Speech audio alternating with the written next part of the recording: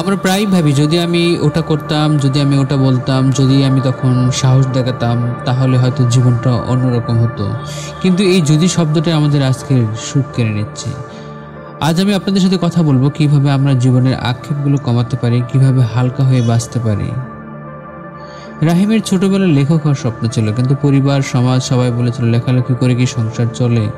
তাই সে ব্যাংকের চাকরি নেয়। আজ বয়স ৩৫, মাসের শেষে বেতন পায়, সংসার চালায়, বাইরের চোখে সব ঠিক আছে, কিন্তু ভিতরে ভিতরে একটা আগুন। যদি আমি লেখালেখি চালিয়ে যেতাম, প্রতিদিন ঘরে এসে সেই আক্ষেপ তাকে খেয়ে ফেলে।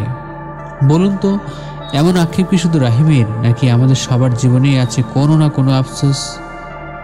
আসলে আক্ষেপ হলো আমাদের জীবনে একটি নীরব শত্রু।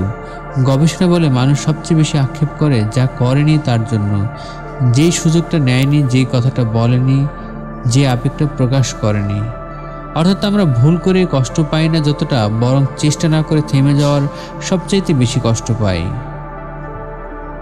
প্রথম কাজ হলো অতীতকে মেনে নেওয়া। আমরা তখন যা জানতাম, যেভাবে ভাবতাম, যেভাবে পরিবেশ ছিল সেভাবেই সিদ্ধান্ত নিয়েছিলাম। আজকের জ্ঞান দিয়ে যদি অতীতকে বিচার করি তবে সেটা হবে অন্যায়। নিজেকে বলুন, আমি তখন সর্বোচ্চ চেষ্টা করেছিলাম, এখন আমি আরও বুদ্ধিমান, আরও অভিজ্ঞ হয়েছি। এই দৃষ্টিভঙ্গি নিলে আক্ষেপ অনেকটাই হালকা হয়ে যাবে। আক্ষেপ আসলে একটা শিক্ষক। আপনি হয়তো একটা সম্পর্ক টিকিয়ে রাখতে পারেন, সেটা যদি শুধু কষ্ট দিয়ে শেষ হয় তবে আপনি হেরে গেলেন। কিন্তু যদি শিখেন কিভাবে সম্পর্ককে আরও যত্নে রাখতে হয়, তবে আক্ষেপই আপনার জীবনের সেরা শিক্ষক হয়ে উঠবে। আক্ষেপ আমাদের অতীতকে টেনে নিয়ে যায় আর দুশ্চিন্তা আমাদের ভবিষ্যতে ফেলে দেয়। কিন্তু সুখ কোথায় জানেন? সুখ আছে শুধু আজকের মুহূর্তে। আজকে যদি আপনার সন্তান পাশে বসে থাকে, তার হাসিটাই হলো সবচেয়ে বড় উপহার। আজকে যদি বন্ধু ফোন করে, সেই 10 মিনিটের আড্ডাটাই আপনার জীবন। তাই শিখুন বর্তমানে বাঁচতে। আক্ষেপের সবচেয়ে বড় কারণ হলো কাজ না করা। আমরা ভাবি একদিন করব, কিন্তু সেই একদিন কখনো আসে না। যাকে ভালোবাসেন তাকে আজই বলুন, যার কাছে ক্ষমা চাইতে হলে আজই কল করুন। স্বপ্নের কাজ শুরু করতে চাইলে আজ 1 পৃষ্ঠা লিখুন, 1 মিনিট রেকর্ড করুন, 1 লাইন কোড লিখুন। মনে রাখবেন, ভুল চেষ্টা আক্ষেপ দেয় না, কিন্তু চেষ্টাই না করা সারা জীবনের আক্ষেপ বানিয়ে দেয়।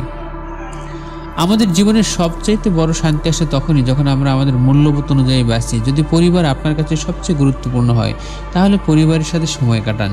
যদি সততা আপনার মূলনীতি হয়, তাহলে সৎ থাকুন, কারণ প্রতারণা করলেও অর্থ পাবেন, কিন্তু শান্তি পাবেন না। আপনার সিদ্ধান্তে যখন আপনার মূল্যবোধের সাথে মিলে যাবে, তখন আক্ষেপের জায়গা অনেকটাই কমে যাবে। শোনেন, আক্ষেপ কখনো পুরোপুরি মুছে যাবে না, কিন্তু আমরা চাইলে এটাকে শত্রু না বানিয়ে শিক্ষক বানাতে পারি। অতীতকে মেনে নিন, শিক্ষা নিন, বর্তমানে বাঁচুন, আর আজই পদক্ষেপ গ্রহণ করুন। কারণ জীবন খুব ছোট।